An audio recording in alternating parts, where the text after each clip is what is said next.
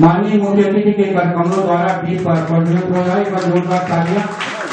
और भारतीय परंपरा का वैशिष्ट अर्थात दीप प्रज्वलन के साथ साथ आज के नाटक का विधिवत शुभारंभ हेतु अतिथि गणों से निवेदन करते हैं।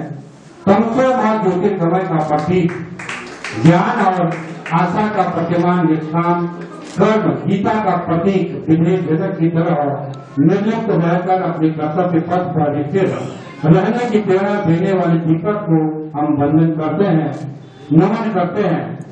सुन आनंद मेरे दीपक, मेरी गति को और मेरी मति को सदा जोड़ना राष्ट्रगति से। एक बार जोरदार तालियां इस दीपक के लिए। हम दीपक को नमन करते हैं, वंदन भी है और हम इस दीपक को वंदन करते हैं, नमन करते हैं, अभिनंदन करते हैं। और अपने सभी अतिथियों का, सम्मानित दर्शकों का भी मैं आज के शिल्पी को पुष्प भेंट करेंगे। एक बार जोरदार तालियां। और अंगवस्त्र भेंट करेंगे परमात्मा जी हरिचंद पंजी और दीवान सिंह अधिकारी जी। और दूसरा पुष्प मैं अनुरोध करूंगा, मैं अनुरोध करूंगा आदित्य पांडे जी से कृपया आप मंच पर आए। हमारे आज के विशिष्ट अतिथि कमल जोशी जी को पुष्प भेंट करेंगे, हमारे सलाहकार। और कमल जोशी साहब को अंगवस्त्र भेंट करेंगे और प्रतीक चिन्ह भेंट करेंगे।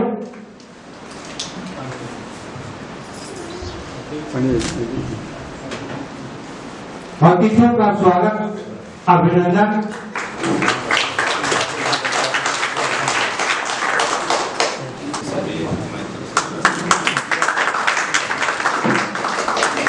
अभी बैंकिंग सेवा से सेवानिवृत्त हुए आदरणीय हमारे श्रीवास्तव जी, मैं आपका भी हृदय से स्वागत, वंदन और अभिनंदन करना चाहूंगा। एक बार जोरदार तालियां श्रीवास्तव सर के लिए। मनु, अरे कहाँ चला कि नहीं लड़का? मनु, मनु, ना, मनु, मनु,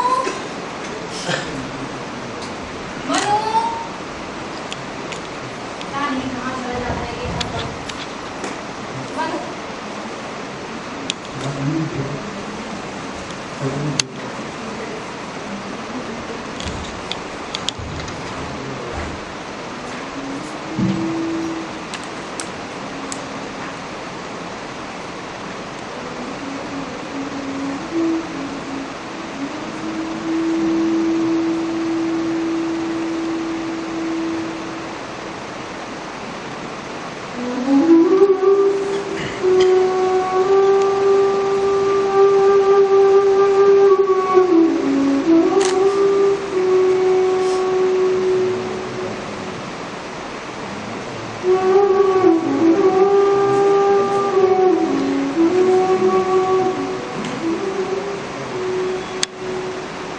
अच्छा खासा परिवार है,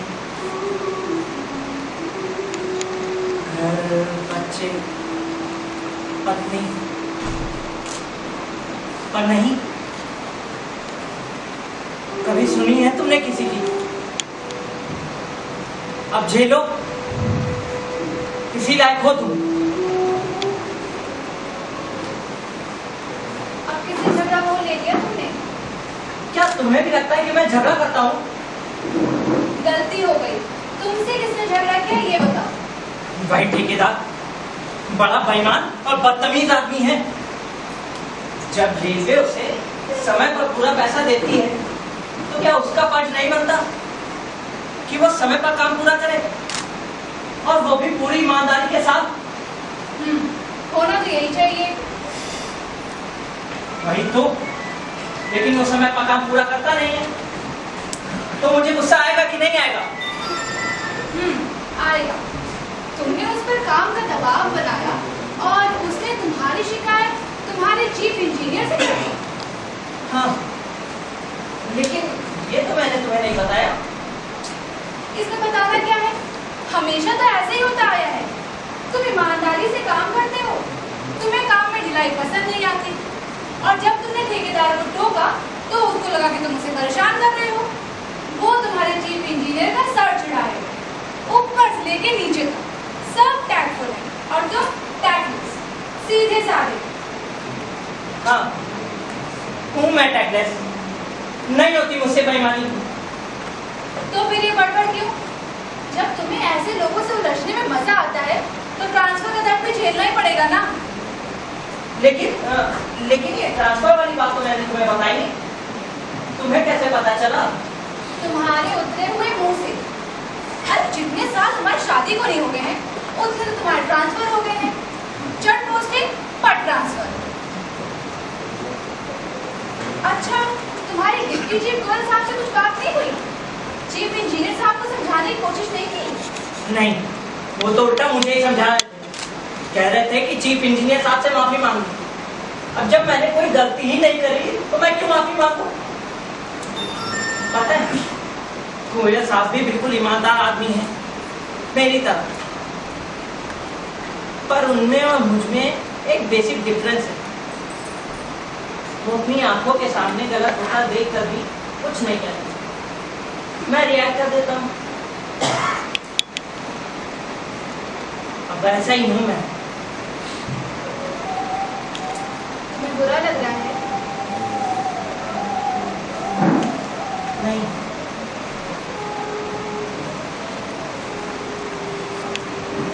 मैं तैयार रहता हूँ, लेकिन मैं गलत बर्दाश्त नहीं कर सकता। नहीं कर सकता मतलब नहीं कर सकता। बात खत्म। खत्म ना? तो चलो आप बताओ, कहाँ हुआ है ट्रांसफर? जम्मू। जम्मू? बाप रे, हमारे गाजियाबाद से इतना दूर? हाँ, जम्मू से उधमपुर तक रेलवे लाइन का काम हो रहा है।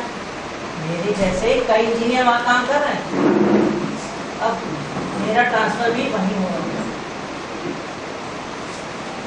कब जाना है? कल सुबह की ट्रेन है। क्या? कल सुबह की ट्रेन है? तुम फौजी हो क्या? वॉर हो रही है बॉर्डर पर कि इधर ऑर्डर आया और उधर तुम चल पड़े? अरे तुम इंजीनियर हो, फौजी नहीं। कहा नहीं उनसे? ट्रांसफर नहीं है शारदा, मुझे मेरी ईमानदारी की सजा मिल रही है बस।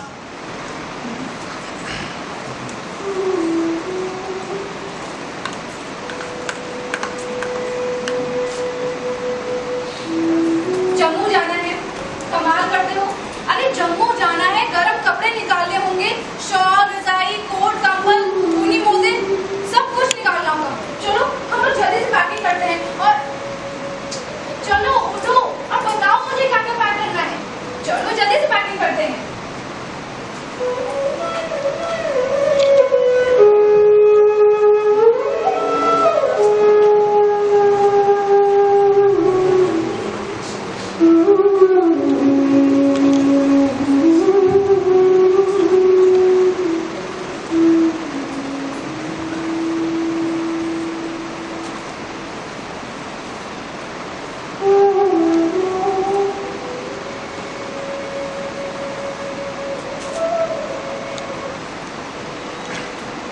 नींद नहीं आती है?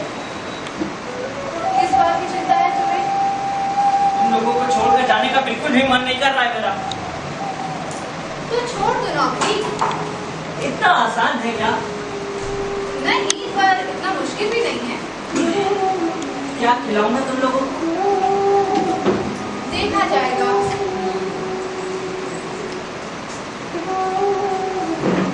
एक दिन छोड़ ही दूंगा ये नौकरी और फिर सारी जिंदगी तुम्हारे साथ बिताऊंगा। तब तक कहीं मैं पूरी ना हो जाऊं।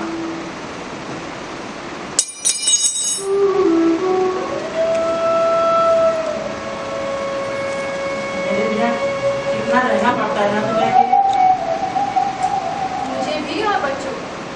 पापा को लगता था कि उनकी बेटी की शादी एक ईमानदार इंजीनियर से हुई है, पर उन्हें क्या पता वो ईमानदार इंजीनियर एक बंजारा निकलेगा। अच्छा चलो तुम भी कपड़े पैक करो। क्या? हाँ, हम सब चलते हैं। और बच्चे? बच्चे भी? तुम इमोशनल हो रहे हो ना? हाँ, हो रहा हूं। तो एक काम कर सकते हैं, तुम वहां जाकर फिर से किससे झगड़ा कर लेना, तो वहां से भी तुम्हारा ट्रांसफर हो जाएगा। बस तो फिर आ जाना हम लोग के पास वापस। लेकिन क्या वो मेरा ट्रांसफर जम्मू से दिल्ली दोबारा करेंगे? अगर उन्होंने मेरा ट्रांसफर जम्मू से कन्याकुमारी कर दिया तो क्या?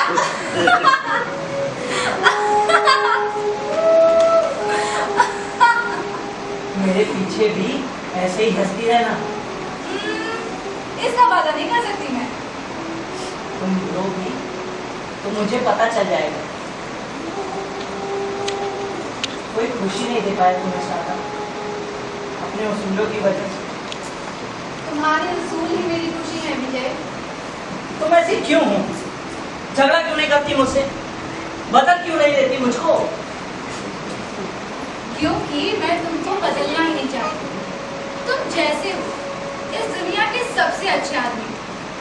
और वो क्या कहते हैं, इसी पर्सनालिटी, इसी रूप को, तुम्हारे इसी तरह के होने को मैं प्यार करती हूँ। एक सिद्धि, अड़ियल, विजय, तुमको ना, तुमको रोना अलाउ नहीं। कहना तो आराम है कि मैं तुमसे बहुत प्यार करता हूँ। अलाउ है, पर ये कहने की जरूरत है क्या? नहीं।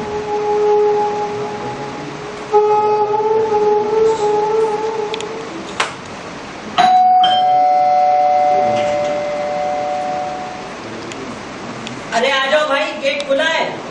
Good morning sir. मैं भरत बिष्ट हूँ। Good morning, good morning. क्या हाल चाल है? पंछी भी आने वाले थे। वो पंजी एक्चुअली हमारा उत्तराखंड महोत्सव आने वाला है ना, उसमें व्यस्त हैं, तो आ नहीं पाए। उत्तराखंड महोत्सव। बैठिए, मैं आप ही का इंतजार कर रहा था। चाय पियेंगे? चाय रहने दीजिए सर। अरे अभी हमने नाश्ता भी नहीं किया है भाई। पी लेंगे सर। लिया।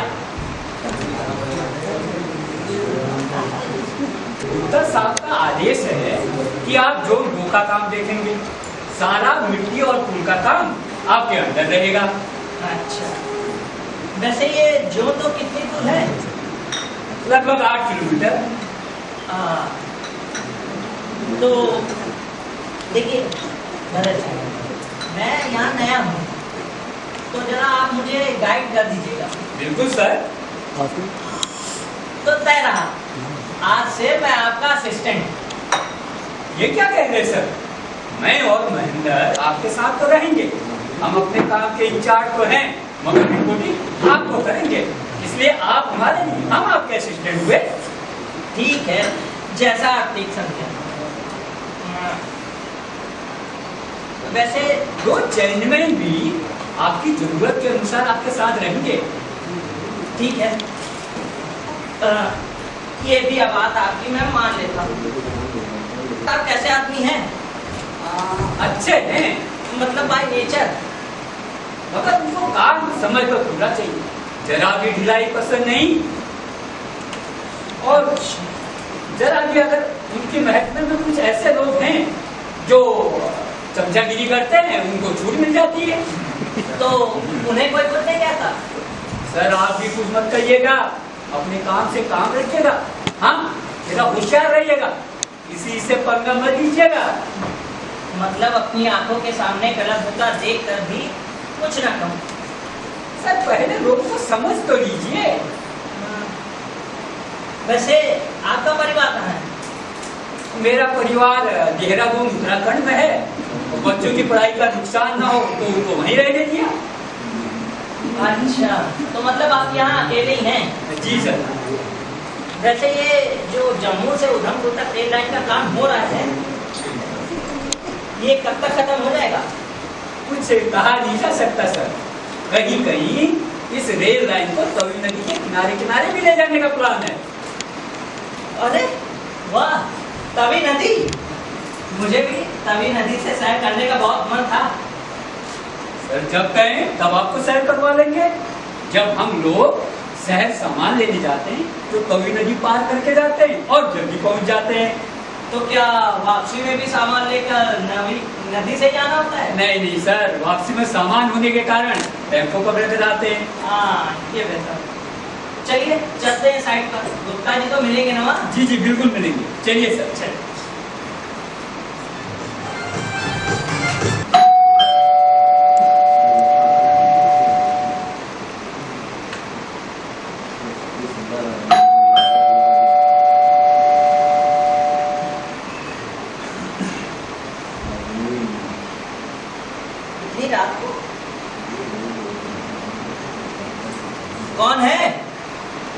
अब्दुल साहब, अब्दुल। आता हूँ। अरे अब्दुल, आप इतनी रात को, क्या हाल चाल? सब ठीक है ना?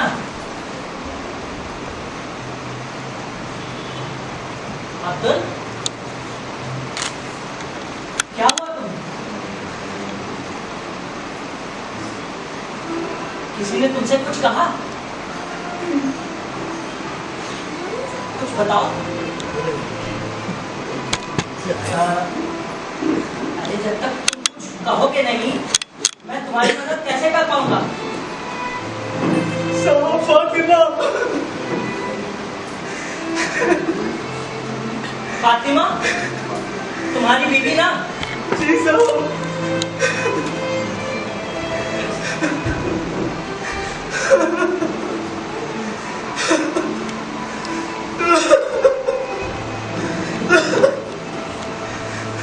ये लो, पानी पियो।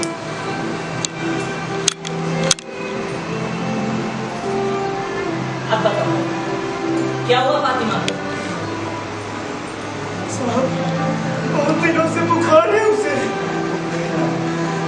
तो तुमने उसे डॉक्टर को दिखाया? कैसे दिखाता साहब? जेब में 1 फुटी कौड़ी तक नहीं है। 2 दिन से घर में चूल्हा तक नहीं जला। 2 दिन से घर में चूल्हा? तो तुम्हारे दोनों बच्चे फिरोज और साहिबा ने 2 दिन से क्या खाया? कुछ नहीं साहब, बस बकरियों का दूध पीकर रह गए हम सब। लेकिन तुम तो अपने अब्बी और अम्मी के साथ रहते थे ना? हाँ साहब, मगर अब्बू अम्मी फातिमा को पसंद नहीं करते। उनकी नजर में गुनाहगार हैं हम। हमने प्रेम विवाह किया।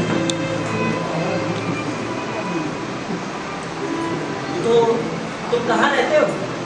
मतलब कौन से गाँव में? साहब, वो उनके उस पार वो मझील गाँव है ना साहब, वो पहाड़ी पर, बस मैं वहीं रहता हूँ साहब। वो जो मेन रोड के किनारे पड़ता है मस्जिद का, वही? जी साहब, जी। एक मिनट।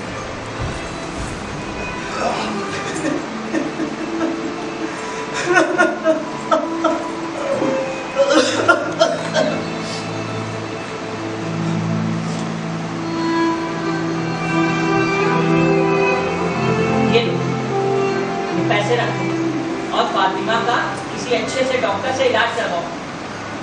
साहब, ये रुपया मैं कभी नहीं लेता। अगर मुझे इतनी जरूरत नहीं होती थी। रख लो, तुमने मांगे थोड़ी है, मैंने इन्हें अपनी मर्जी से दिया। साहब, ऐसे बुरे वक्त में मेरे अब्बू और अम्मी ने मेरा साथ दिया। आपने मेरा साथ दिया। आप फरिश्ता हैं साहब, आप फरिश्ता हैं। कैसे शुक्रिया अदा करूं मैं आपका? अरे नहीं नहीं, ऐसा नहीं है। मैं एक मामूली इंसान हूँ बस। तुम्हारी बीवी बीमार है, तो क्या मेरा फर्ज नहीं बनता कि मैं तुम्हारी मदद करूं?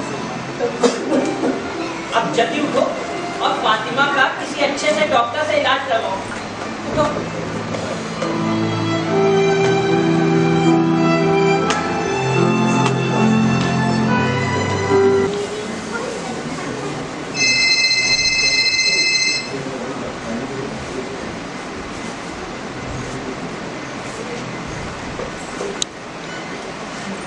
रात को शहादत कौन?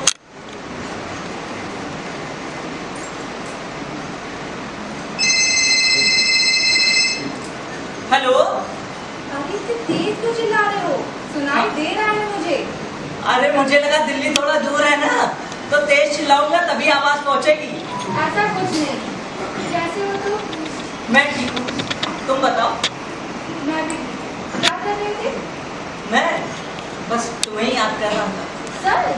नहीं, झूठ। अब सच बोला तुमने। मुझे याद नहीं कर रहे थे, काम में बिजी थे। रात को 2 बजे मैं कौन सा काम करूंगा? तुम्हें याद कर रहा था। अच्छा, क्यों याद कर रहे थे? शादा, जब कोई किसी से प्यार करता है तो एक अजीब से एहसास से सराबोर रहता है। कितनी ही मुसीबतें क्यों ना आ जाए, ये प्यार का एहसास उसके वजूद को भीतर तक भिगोए रखता है। तो अब इंजीनियर साहब कभी बन गए हैं? किससे प्यार हो गया जनाब को? जरा हमें भी तो पता चले। है सुंदर सी, प्यारी सी, खूबसूरत सी लड़की। लड़की? हाँ, लड़की। क्या नाम है उस लड़की का? बूझो तो जानो। अच्छा कुछ क्लू तो दो। ऐसा अच्छा सा नाम है उसका। ऐसे? ऐसे क्या हो सकता है? सरस्वती? सरस्वती? हाँ, सरस्वती। सरस्वती का नाम तो शारदा है। तुम चौंक गए ना? मुझे लगा सरस्वती तो यहाँ जम्मू में है। तुम्हें उसके बारे में कैसे पता चला? अब मारूंगी। बच्चे कैसे हैं? कैसे होंगे? तुम्हारे बिना यहाँ सब उदास रहते हैं। हेमा तो हर वक्त उदास रहती है। कभी कभी तो रोने लगती है। मुझसे जिद करती है कि उसको तुम्हारे पास ले चलो। देखना शारदा, एक दिन छोड़ ही दूंगा ये नौकरी और तुम्हारे साथ रहूंगा। अच्छा ये बताओ, खाना तो ठीक से खाते हो ना? टिपिकल बीवियों वाले सवाल भाई। अरे बताओ ना। हाँ खाता हूँ। यहाँ मेरे तो अच्छे मित्र बन गए, भरत बेस्ट और महेंद्र कैलाकोटी। अच्छे साथी हैं, बहुत ख्याल रखते हैं मेरा। चलो ये तो अच्छा है। अच्छा कुछ दिन के लिए घर क्यों नहीं आ जाते हो? अभी बहुत मुश्किल है, बहुत ज्यादा काम है यहाँ। कल सुबह भी जल्दी ही निकलना है। ओह, तो फिर तुम सो जाओ, वरना नींद नहीं पूरी होगी। ठीक है।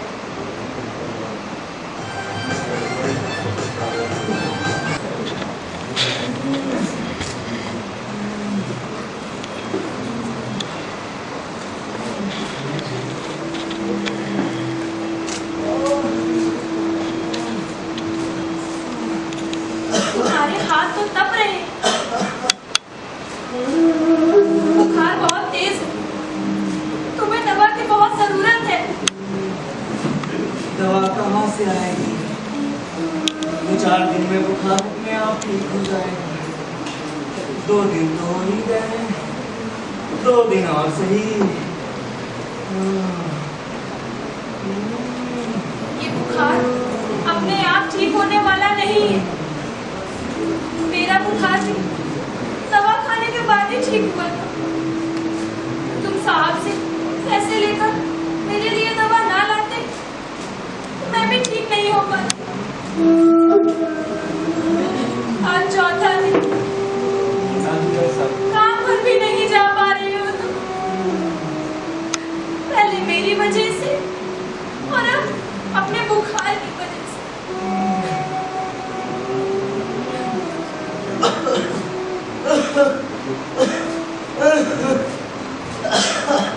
सुनो, ये कड़े बेच देते हैं। क्या कह रही हो तुम? मैं ठीक कह रही हूँ। ये कड़े ऐसी मुसीबत के वक्त काम नहीं आएंगे तो कब आएंगे? सबसे वक्त तो बिक गए तुम्हारे। हमारी मुफलिसी की पेट चढ़ गए। ये कड़े बच्चे हैं, बस इन्हें रहने दो।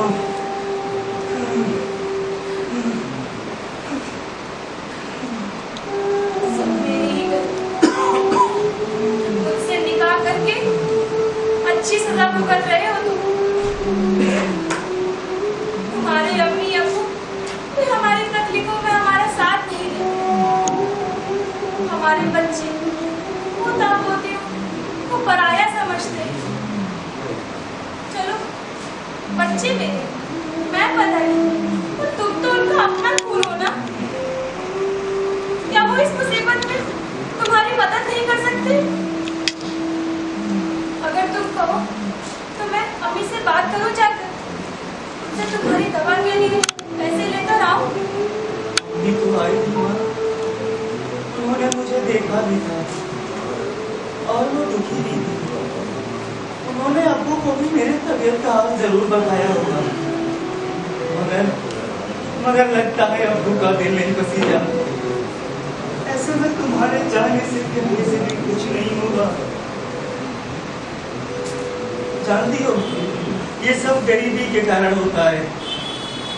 अगर हमारे पास भी पैसा होता तो अब्बू अम्मी हमें अपना लेते और हमारे बच्चों को भी अपना लेते।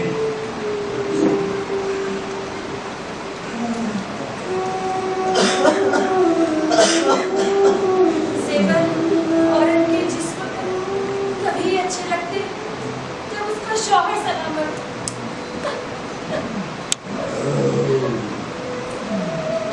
अब्दुल,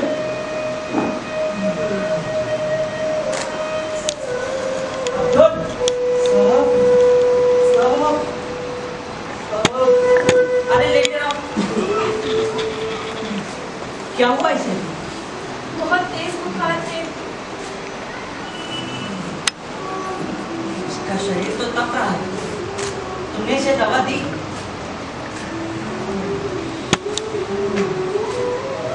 मैं इसके लिए दवा लेकर आता हूँ। नहीं, नहीं साहब, आप तकलीफ मत कीजिए साहब, आप तकलीफ मत कीजिए। कैसी बात कर रहे हो? तुम बीमार हो तो क्या मेरा फर्ज नहीं बनता कि मैं तुम्हारी मदद करूं? तुम यहीं रुको, मैं आता हूँ। इसका ख्याल रखो। फातिमा, फातिमा, तुम कह रही थी ना कि क्या खुदा भी तेरी और लाचार की नहीं सुनता। देखा, भेज दिया ना उसने अपना बंदा। अल्लाह सब देखता है, अल्लाह सब देखता है। अल्लाह तेरा लाख लाख शुक्र है।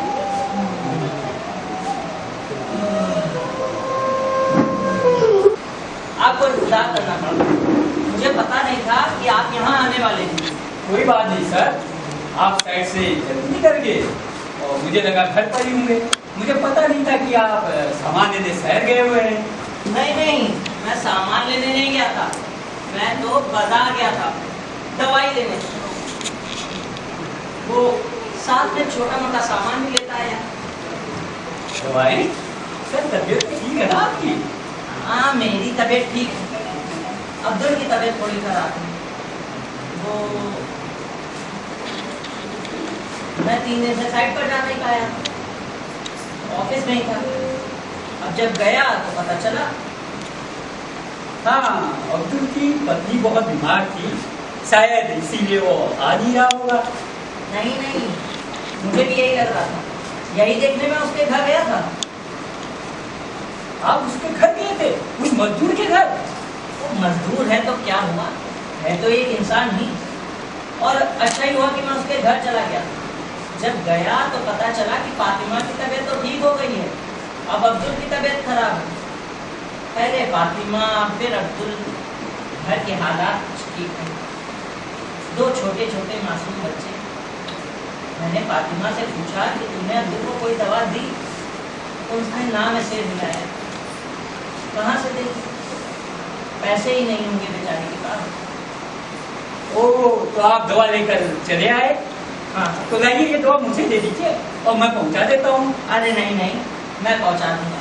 जब देख कर आया था तो बड़ी खराब हालत थी उसकी। दिल में एक बेचैनी हो रही। देख लूंगा तो तसल्ली मिल जाएगी। वैसे तुम यहाँ क्यों आए थे? कुछ अर्जेंट था क्या? नहीं सर, आप कल ऑफिस के काम से दिल्ली जा रहे हैं, सोचा आपसे मिलता चलूं। अच्छा किया, बस इसीलिए आए थे। जी। अच्छा, तो मैं जा रहा हूँ अब्दुल के घर दवा देने। तुम मुझे वहाँ मझीन गांव तक छोड़ देना, ठीक है? सर एक बात कहूँ, इतने कम समय में आपसे एक लगाव सा हो गया। बड़े भाई की तरह लगने लगे आप मुझे। Thank you Bharat. चलिए जीप से चलते हैं हम लोग। चलिए।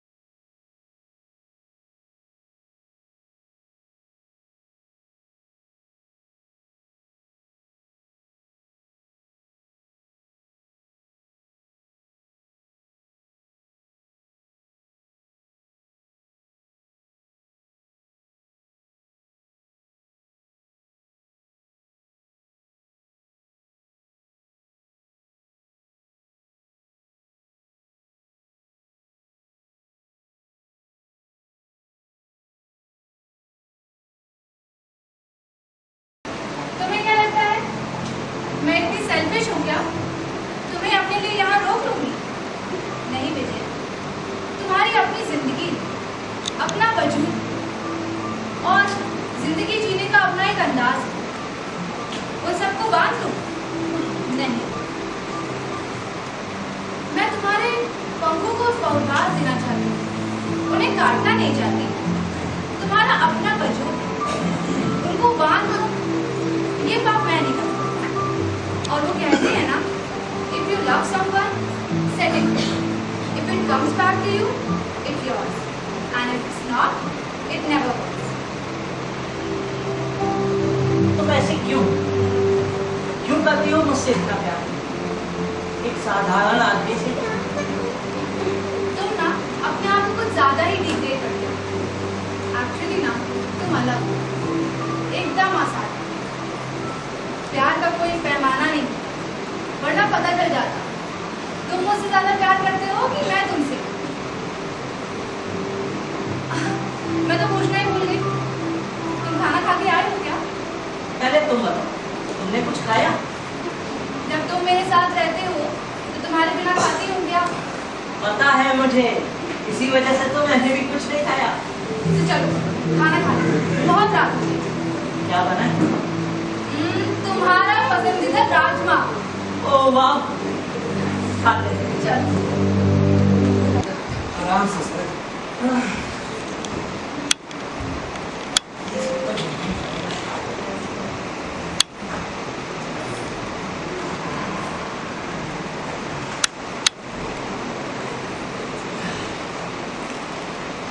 ये दवाई का लिफाफा यहाँ रखो। अब जब तक आपका पैर ठीक नहीं हो जाता है, आपको आराम करना होगा। ये अलग मुसीबत आ गई, अब पड़े रहो कुछ दिन पहले। साइड में जब आपका पैर मुड़ा था और आपको तेज दर्द हुआ था, तो मैं उसी टाइम समझ गया था कि पैर में आपकी गहरी मोच आ गई है। पता है भरत, ऐसे में फैमिली की कभी बहुत खर्ची है, बोरियत अलग होती है।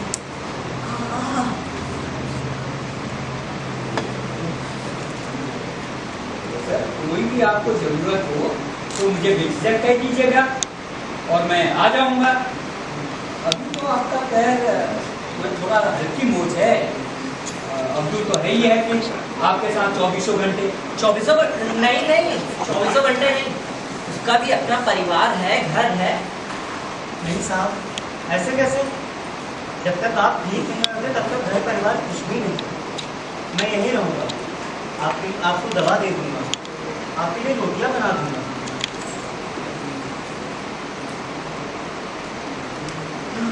चिंता करने की कोई बात नहीं सर, मुझे लगता है अब्दुल पूरी समझदारी से सब कुछ संभाल लेगा, तो मैं चलता हूँ। ठीक है, बहुत बहुत धन्यवाद भरत जी। हाँ, फिर मैं एक बार आपसे कहना चाहता हूँ, अगर आपको आधी रात को भी किसी चीज की जरूरत हो तो मुझे बेझिझक फोन कर दीजिएगा और मैं हाजिर हो जाऊंगा। आधी रात को तो मैं सो रहा हूँ Bharat. Okay, good night sir. Good night. दरवाजा भेड़ देना। अब्दुल, तुम्हें दिन में रुकने की कोई जरूरत नहीं है, रात में आ जाना, दिन में मैं अपने आप मैनेज कर लूंगा। नहीं साहब, ऐसे कैसे होगा? आपको बार बार बाथरूम जाना होगा, भूख लगेगी, प्यास लगेगी, दवा भी खानी होगी, आप कैसे कर पाएंगे? मैं यहीं रुक जाता हूँ, मैं आपको परेशान नहीं करूँगा। मैं तुम्हारे लिए कह रहा हूँ, अपने लिए नहीं कह रहा हूँ। साहब, मैं वैसे भी दिन भर बाहर साइड पर होता हूँ और रात में मुझे घर नहीं जाऊँगा तो कुछ बात नहीं होगी। मैं सुबह अपनी रोटियाँ लेकर तो जाया ही करूँगा, मैं अपने बच्चों से भी मिल लिया करूँगा। और फातिमा बहुत समझदार है साहब, वो सब कुछ संभाल लेगी। ठीक है, जैसे तुम्हारी मर्जी। अब मुझे जरा लेटा दो। जी सर।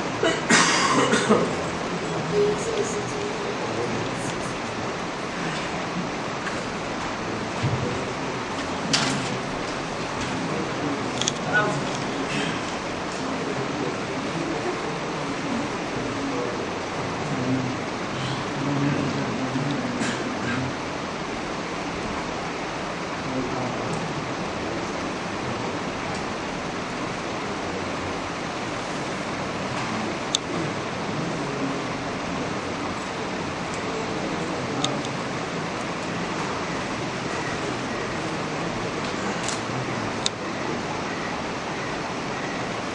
अब्दुल जी साहब। ऐसे कैसे बैठे हो? जाओ अंदर से चादर ले आओ। नहीं साहब, मैं ऐसे ही ठीक हूँ। फिर मैं कह रहा हूँ ना, जाओ अंदर से चादर ले आओ। साहब मैं ऐसे ही सो जाता हूँ। कह रहा हूँ अंदर से चादर ले आओ। ठीक है, कोई बात नहीं, मैं ही चला जाता हूँ। अरे साहब आप क्यों नहीं?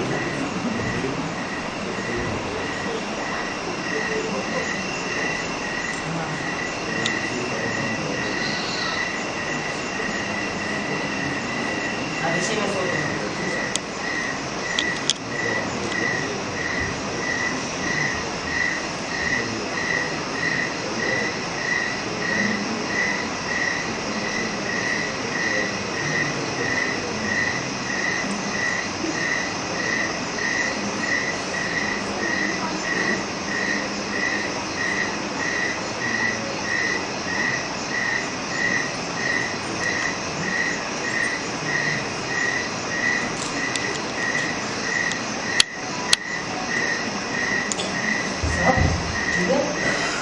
टॉयलेट जाना है।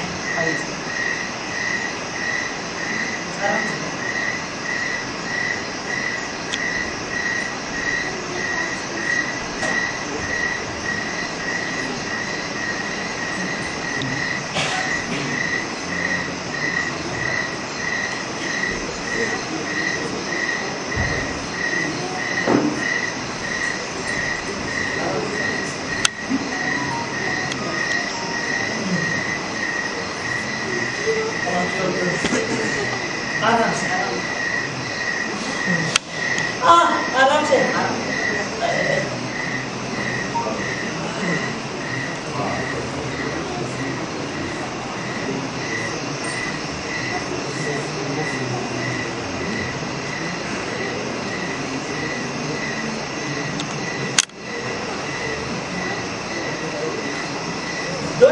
जी ऐसे कैसे उठा रहे?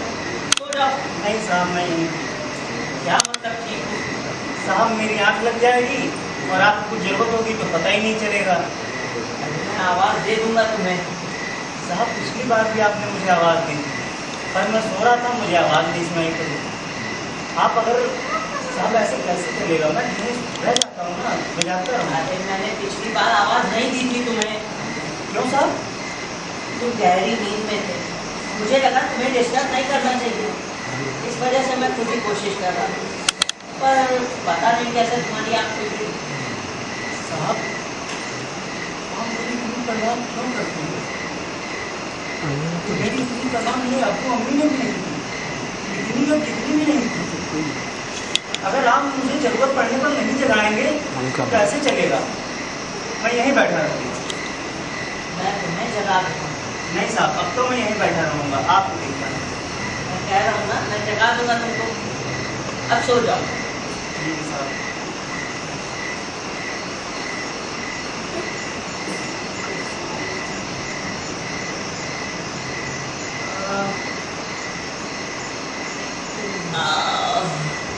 साहब साहब दवा दो।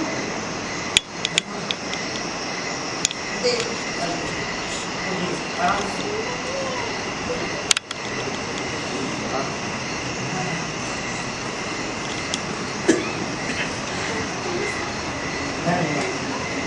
पानी लिया?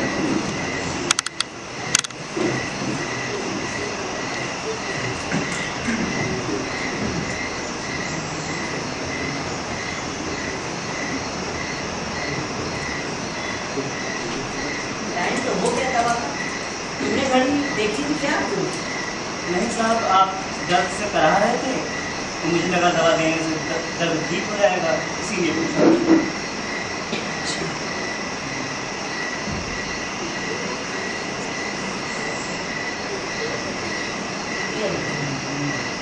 और ये लिफाफा भी जगह का रखो।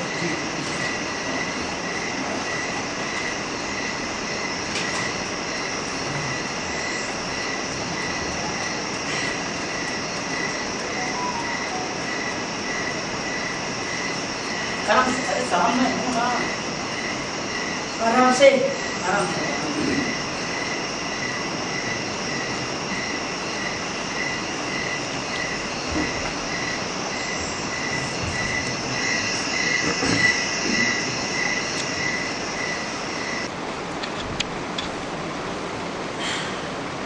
तो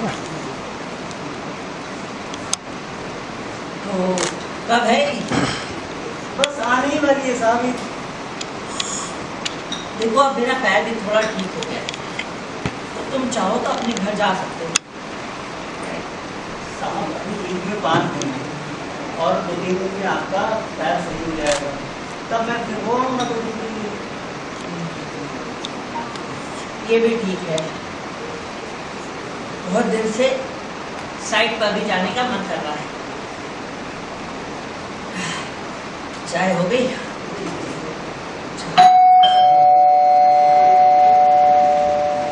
आ जाओ भाई। Good morning sir. हाँ भरत जी, कैसे हैं आप? बढ़िया बढ़िया सर। कल आपसे मिलने नहीं आ पाया तो सोचा सुबह सुबह आपसे मिलता चलो। साइट पर जा रहे हैं आप?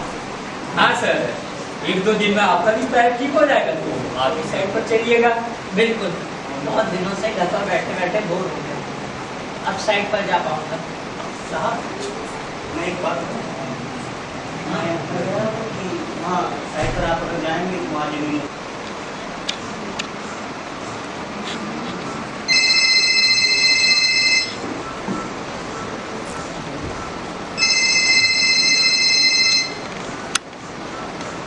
शारदा, हेलो।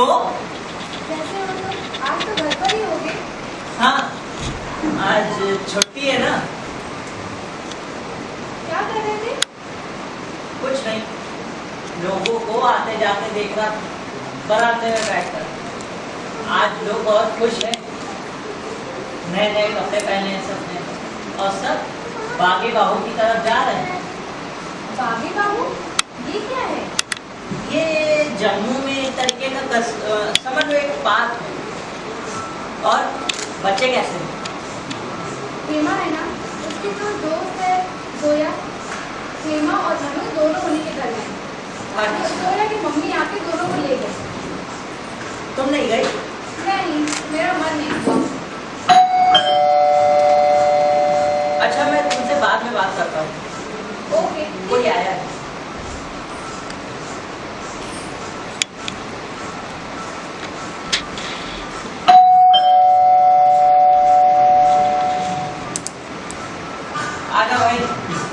अरे अब्दुल जी साहब। आप दोनों को ईद की बहुत बहुत मुबारकबाद। आपको भी मुबारक। हाँ भाई, पहले मिलो। अरे आओ।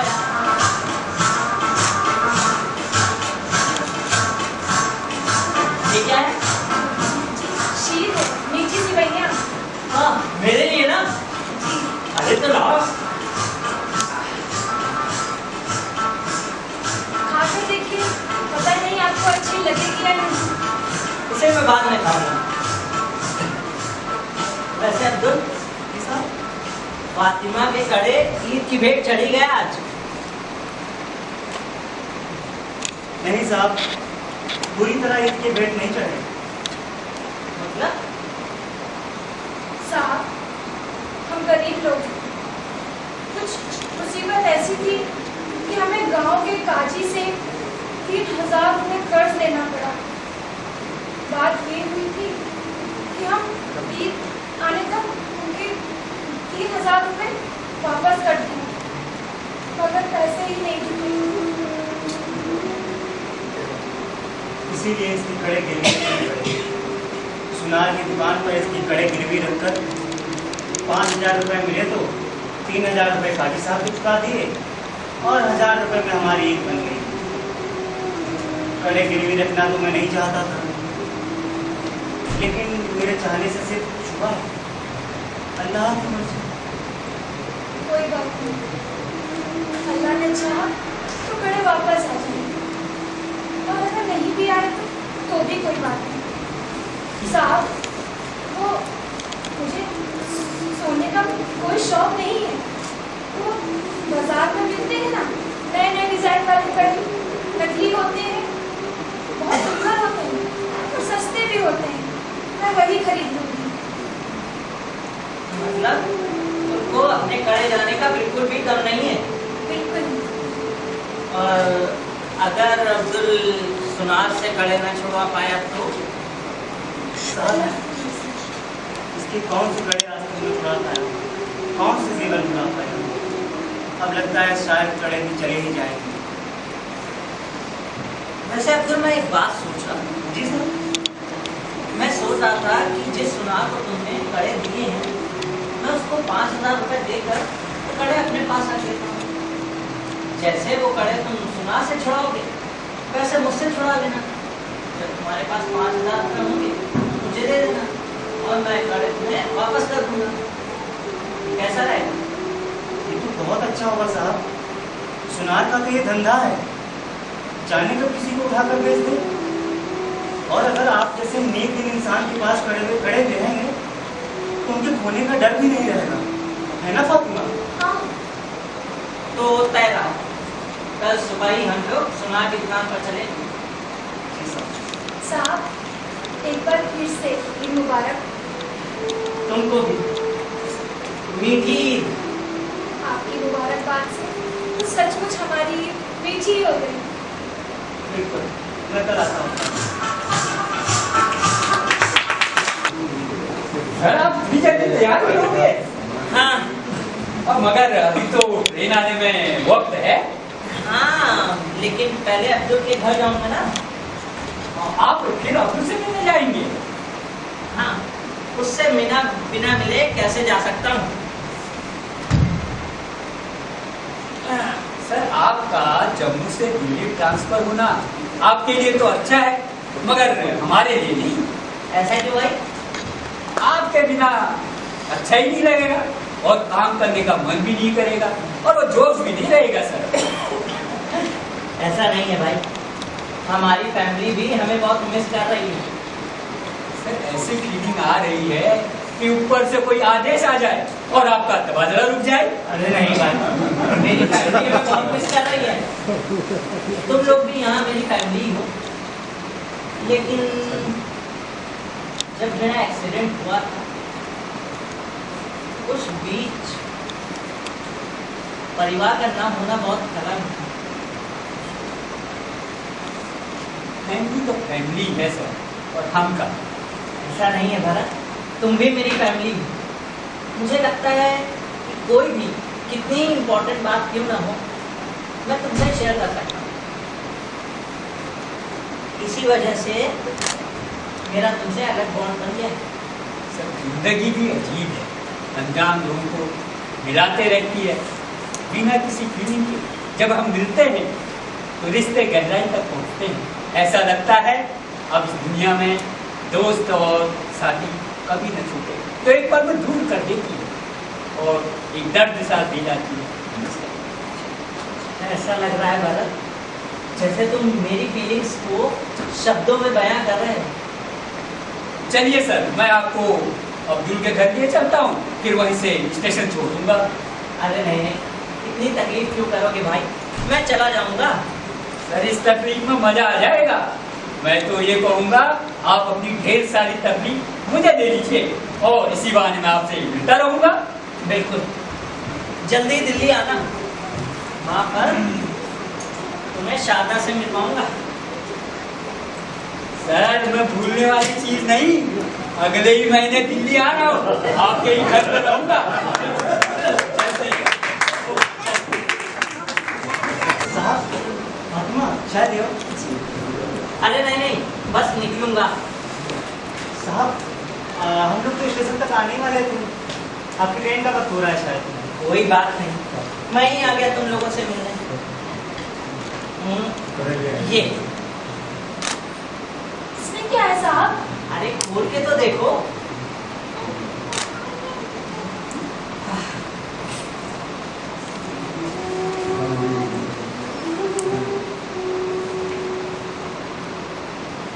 साहब, हम ये नहीं ले सकते, हमने आपके पैसे नहीं चुकाए हैं।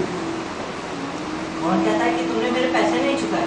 मैं खुद कहता हूँ, कब चुकाए मैंने आपके पैसे? देखो, जब मैं बीमार पड़ा था तो तुम 10 रातों के लिए मेरे पास रुके थे और मेरी बहुत सेवा करी। दिन में तुम्हें काम करने की तनख्वाह मिलती, लेकिन रात में नहीं। तुमने मेरी बहुत सेवा करी। 500 रुपए रोज के हिसाब से अगर देखा जाए तो 10 दिन के 5,000 रुपए होते हैं। इसी हिसाब से ये कड़े तुम्हारे हुए। साहब मगर वो तो मैं अपने मन से रातों को रुका करता था। नहीं, बिल्कुल नहीं। हिसाब में तुम मुझसे जीत नहीं सकते। ले लो। वैसे भी मैं कुछ नहीं कर पाया तुम लोगों के। बच्चों को ईदी भी नहीं दे पाया। साहब कर्ज तो तुम्हारा है मुझ पर, जो मैं कभी चुका नहीं पाऊंगा। साहब हमें छोड़कर मत जाइए साहब। नहीं नहीं नहीं, हमें छोड़कर मत जाइए। ऐसा मत करो। मैं नहीं जा पाऊंगा ऐसे। उठो। नहीं साहब, आपका भी अपना परिवार, बीवी बच्चे हैं। उन सबको आपकी जरूरत हमसे भी ज्यादा है। हम आपको कभी नहीं भूल पाएंगे। नहीं नहीं, पैर मत छू। हमारे घर में पैर छूना नहीं। आप धर्म से ऊपर है साहब। अच्छा मैं चलता हूँ। भरत बाहर मेरा जीप में इंतजार कर रहा है। बैठ रहा है।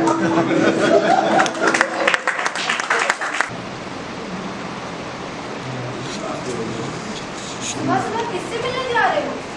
ऑफिस जा रहा हूँ। और कहाँ? अरे आज संडे है। तुम घर से दूर रह के ना कुछ ज्यादा ही वर्कहॉलिक हो गए हो। पता है, जम्मू में भी ऐसा ही होता था। मैं काम पर निकल जाता था तैयार होकर, फिर रास्ते में याद आता था कि आज तो संडे है। फिर कभी मैं पुल के पास, कभी मैं नदी किनारे, और कभी कभी तो बाजार चला जाया करता था घूमने, और घूम घाम करके वापस आता था। वहाँ तुम नहीं थी ना ये बताने के लिए कब संडे है कब मंडे है। अब मैं हूँ इंजीनियर साहब और आप घर आ चुके हैं। ये लो। हाँ, सेवैया आज मीठी ईद है क्या? मीठी? अरे तुम इतने दिनों बाद आए हो, बच्चे खुश हैं, मैं खुश हूँ। सुबह सुबह पूजा करके मीठी सेवैयों को प्रसाद चढ़ाया है। ये वही है। इसे देखकर मीठी ईद की याद आ गई। अब्दुल और फातिमा। मीठी ईद, अब्दुल, फातिमा, आखिर ये है कौन और कहाँ है ये सब? ये सब मेरे दिल में है और हमेशा रहेंगे। कुछ तो बहुत जरूरी है जो तुम मुझे बताना चाहते हो। सच तुम सुनना चाहोगी? हाँ सच में। चलो अब्दुल से शुरुआत करो। अब्दुल एक एंजल, एक फरिश्ता जो आसमान से जम्मू में सीमेंट के चादर वाले मेरे मकान में उतरा।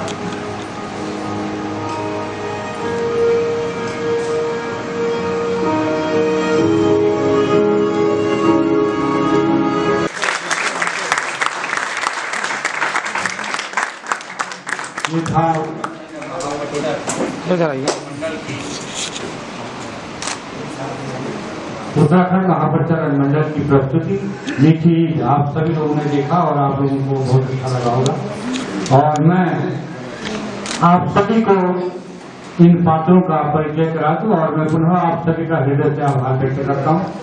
आप लोगों ने बड़े प्रेम भाव से इस मीठी ईद को देखा और गांधी जयंती के अवसर पर ये एक बहुत ही सुंदर खंड मंडल की प्रस्तुति। इसके लेखक थे बीएल गौड़ और नाट्य रूपांतरण प्रेरणा अग्रवाल और निर्देशक रोजी दुबे। एक बार जोरदार तालियां रोजी मिश्रा की। अब्दुल मजमूर आकाश राय, एक बार जोरदार तालियां आकाश जी के लिए। फातिमा अब्दुल की बीवी भूमिका गुप्ता,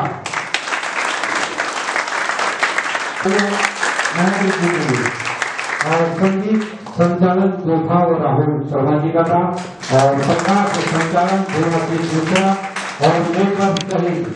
तो पुनः मैं आप सभी लोगों का हृदय से आभार व्यक्त करते हुए नंदा भटियाल मैं अनुरोध करूंगा कि रोजी दुबे जी के इस नाट्य प्रस्तुति और डायरेक्शन के उनको सम्मानित करेंगे। उत्तराखंड महापरिषद के मातृशक्ति के कार्यक्रमों द्वारा मैं अनुरोध करूंगा कि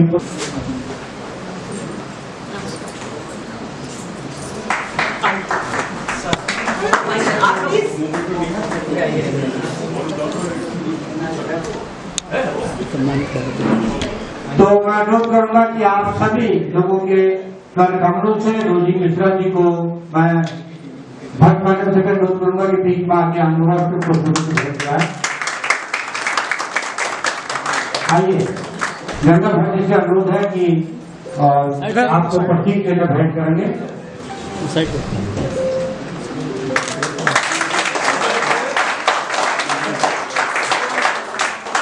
अंगवस्त्र भेंट करेंगे। परिणति जी आपसे अनुरोध है कि आप अंगवस्त्र भेंट करें और दोनों लोग आ जाए। अंगवस्त्र रोजी मिश्रा जी को।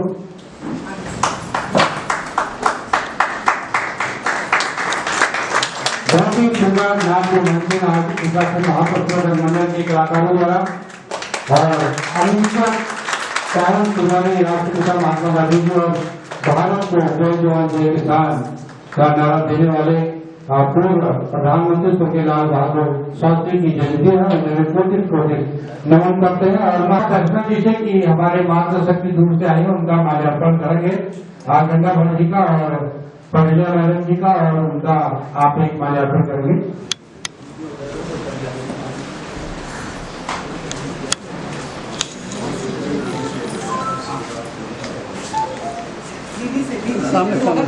हाँ प्रज्ञा दीदी का करिए स्वागत। एक बार जोरदार तालियां।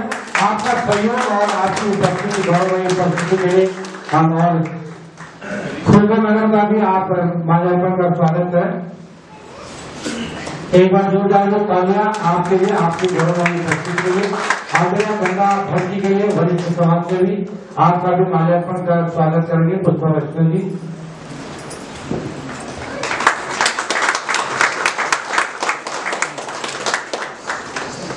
पुनः मैं आप सभी का और अपने मुख्य अतिथि महोदय का और अपने सभी पदाधिकारियों का हृदय से आभार व्यक्त करता हूं और मैं आमंत्रित करता हूं आज के मुख्य अतिथि महोदय को कि थोड़ा हमारे कलाकारों को आशीर्वाद स्वरूप प्रदान करेंगे। एक बार महेश बाणी जी हैं और डीडी जोशी साहब है। जोशी जी आके आ जाइए, फोटो हो जाए। जोशी जी और श्रीमती जोशी जी के पे आ जाए प्लीज। आगे आ जाए, ग्रुप फोटो में आ जाए प्लीज। आइए सर आप आ जाइए। डीडी जोशी जी आप आ जाइए, कृपया मुस्कुराएं।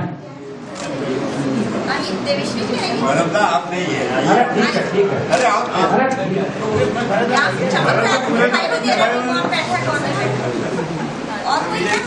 तो मैं पुनः आप सभी अतिथियों का, सभी दर्शकों का और महोदय दोनों संपादक सह संपादक भी आ जाए। पाठक जी आइए। पुष्पा जी आ जाए। पूरे जोशी जी आगे आओ। अरे आइए भाई, बिना आप फोटो लगेगा कैसे सुंदर जी कृपा करें। और मैं आमंत्रित करता हूं सम्मानित अपने माननीय मुख्य अतिथि महोदय ऋषि सर को कि हमारे कलाकारों को आशीर्वाद स्वरूप प्रदान करेंगे।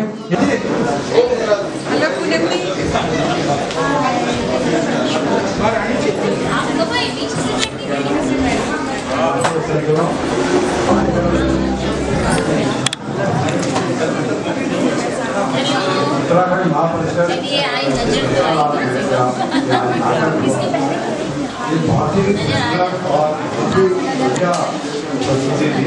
मुझे लगता है मैं कहूँगा इस तरह के कार्यक्रम आप लोग करते हैं और ज़्यादा से ज़्यादा कार्यक्रम हो और दर्शक दीर्घा भी और बढ़े, ताकि कल्चर को प्रमोट करने के लिए ड्रामा एक बहुत ही इम्पोर्टेंट माध्यम है। लोगों का भी प्रोत्साहन बढ़ता है तो ज़्यादा से ज़्यादा लोग इनको देखें और यहाँ बहुत बड़े नाटकों का मंचन हो, इससे बढ़िया और ये ईमानदारी एक जरूरी चीज़ है। ईमानदार लोग किस तरह से परेशान होते हैं वो भी इसमें जरूरत है, वो भी इससे क्लियर होता है। तो भी बहुत बहुत बधाई। हमको यहाँ एक साथ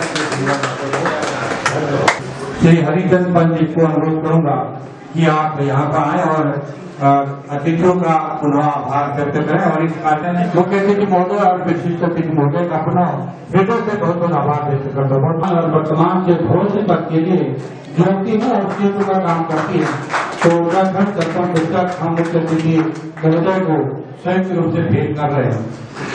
पुनः अतिथियों का